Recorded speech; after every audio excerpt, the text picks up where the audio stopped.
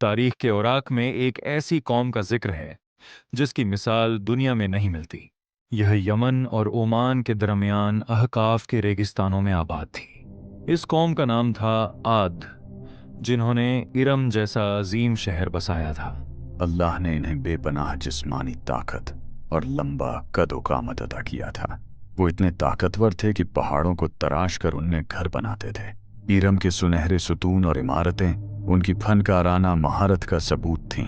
उनके शहर में हरे भरे बाग और पानी के चश्मे बहते थे, मगर इस बेहिसाब दौलत और ताकत ने उन्हें निहायत मगरूर बना दिया। उनका तकब्बुर इस हद तक बढ़ गया कि वे कहते, कौन है जो हमसे ज्यादा ताकतवर है। अपने खॉलिक्स को भुलाकर उन्होंने पत्थरों को अपना खुदा बना लिया। वो उन बेजान बुतों के सामने झुकते और उन्हीं से मुरादें मांगते। कमजोरों पर जुल्म करना और ताकत का नाजायज फायदा उठाना उनका शगल बन गया था। जब जमीन पर उनका फसाद हद से बढ़ गया तो अल्लाह ताला ने उन्हीं के दरमियान से अपना एक नबी मबूस फरमाया। ये अल्लाह के अजीम पैगंबर हजरत हूद अलैहिस्सलाम थे। आप निहायत नर्म मिजाज, सब्र करने वाले और अपनी कौम के खैर ख्वाह थे। आपने भरे मजमे में खड़े होकर अपनी कौम को पुकारा, ऐ मेरी कौम, एक अल्लाह की इबादत करो, उसके सिवा तुम्हारा कोई माबूद नहीं। मगर कौम आद के सरदारों के चेहरों पर नफरत और गुरूर छा गया। उन्होंने आपकी तौहीन की और कहा, हम तुम्हें बेवकूफ समझते हैं। हजरत हूद ने निहायत तहमुल से जवाब दिया, ऐ मेरी कौम, मुझ में कोई बेवकूफ़ी नहीं, मैं तो रब्बुल आलमीन का रसूल हूँ। क्या तुम भूल गए कि अल्लाह ने तुम्हें नूह की कौम के बाद जानशीन बनाया और तुम्हारी जिस्मानी साख्त और ताकत में इजाफा किया? मगर उन सरकशों ने नबी की एक न सुनी और उनका मजाक उड़ाया। वो बोले, क्या तुम इसलिए आए हो कि हम अपने बाप दादा के माबूदों को छोड़ दें? इनकार और जिद में आकर उन्होंने हिदायत का रास्ता ठुकरा दिया। उन्होंने सरकशी करते हुए कहा, अगर तुम सच्चे हो तो वो अजाब ले आओ जिससे तुम हमें डराते हो। हजरत हूद को अपनी कौम की इस बदबख्ती पर शदीद दुख हुआ। आपने फैसला अल्लाह पर छोड़ दिया और फिर आजमाइश का आगाज हुआ। अल्लाह ताला ने पहली निशानी के तौर पर आसमान से बारिश रोक दी। हरे भरे बाग सूखने लगे और फसलें मुरझा गईं। चश्मों का पानी खुश्क हो गया और जमीन फटने लगी।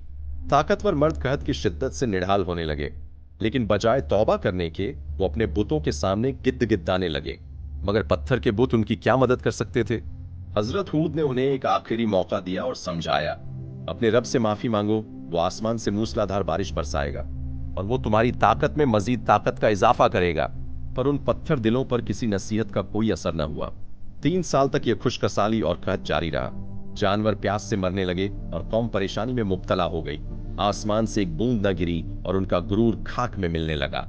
सिर्फ चंद लोग ऐसे थे जिन्होंने हजरत हूद पर ईमान कबूल किया। ये मुखलिस मुसलमान थे जो शिर्क से पाक थे।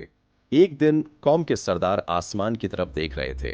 अचानक उफक पर उन्हें एक अजीब सी स्याह लकीर नजर आई। उन्हें लगा कि शायद उनकी मुराद पूरी होने वाली है। एक इंतहाई घना और काला बादल तेजी से उनके शहर की तरफ बढ़ रहा था। कौम याद खुशी से झूम उठी, बेखबर कि उनकी बर्बादी उनकी तरफ बढ़ रही है। वो अजीम स्याह बादल तेजी से शहर पर छा गया और सूरज की रोशनी गायब हो गई। मगरूर कौम खुशी से झूम उठी कि अब कहत खत्म होगा और बारिश होगी। मगर अल्लाह के नबी ने उन्हें आगाह किया कि यह रहमत का बादल नहीं है। आपने फरमाया, नहीं, यह वही अजाब है जिसकी तुम जल्दी मचाते थे। यह एक ऐसी आंधी है जिसमें दर्दनाक अजाब छुपा है। अचानक बादल से बारिश की बजाय एक निहायत ठंडी और तेज हवा चलने लगी।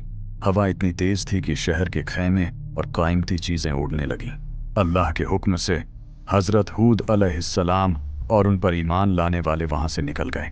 अल्लाह ने अपने नबी और मोमिनों को एक महफूज वादी में पनाह दे दी। पीछे शहर में उस हवा ने एक खौफनाक आंधी की शक्ल इख्तियार कर ली। वो हवा इतनी ताकतवर थी कि पत्थर के अजीम बुत हिलने लगे। आद के कवि उल हैकल मर्द जो अपनी ताकत पर गुरूर करते थे, बेबस हो गए। इन सरकशों की आंखों में अब सिर्फ खौफ और दहशत थी। जमीन में गहरी जड़ें रखने वाले दरख्त तिनके की तरह उखड़ने लगे। वो लोग अपनी जान बचाने के लिए अपने मजबूत पहाड़ी महलों की तरफ भागे। उन्होंने अपने घरों के भारी दरवाजे बंद कर लिए ताकि हवा से बच सकें। मगर अल्लाह के अजाब को कौन रोक सकता था? हवा ने दरवाजे तोड़ दिए।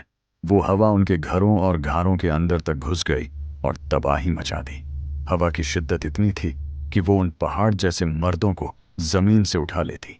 वो उन्हें हवा में उछालती जैसे वो कोई हल्के पत्ते हों, और फिर उन्हें जमीन पर इतनी जोर से पटकती कि उनकी गर्दनें टूट जाती।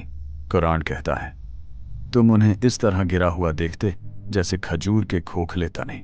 यह अजब कोई आम तूफान नहीं था, इसकी गरज कानों के पर्दे फाड़ रही थी। दिन का उजाला खत्म हो गया और ऐसी तारीखी छाई कि कुछ नजर नहीं आता था। इरम के वो सुनहरी सुतून जिन पर उन्हें नाज था तरखने लगे। उनके अजीमुल शान महल और किले रेजा रेजा होने लगे, जबकि दूसरी तरफ हजरत हूद अलैहिस्सलाम और उनके साथी अल्लाह की पनाह में बिल्कुल महफूज थे।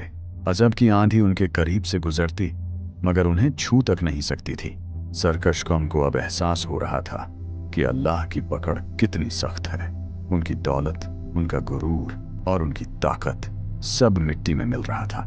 यह कहर अंगेज हवा मुसलसल चलती रही। कुरान के मुताबिक यह आंधी मुसलसल 7 रातें और 8 दिन तक चलती रही। चीख व पुकार और आह व बका का शोर हवा की गरज में गुम हो गया। वह इतनी खौफनाक आवाज थी कि कानों के पर्दे फट रहे थे और किसी की पुकार सुनने वाला कोई न था।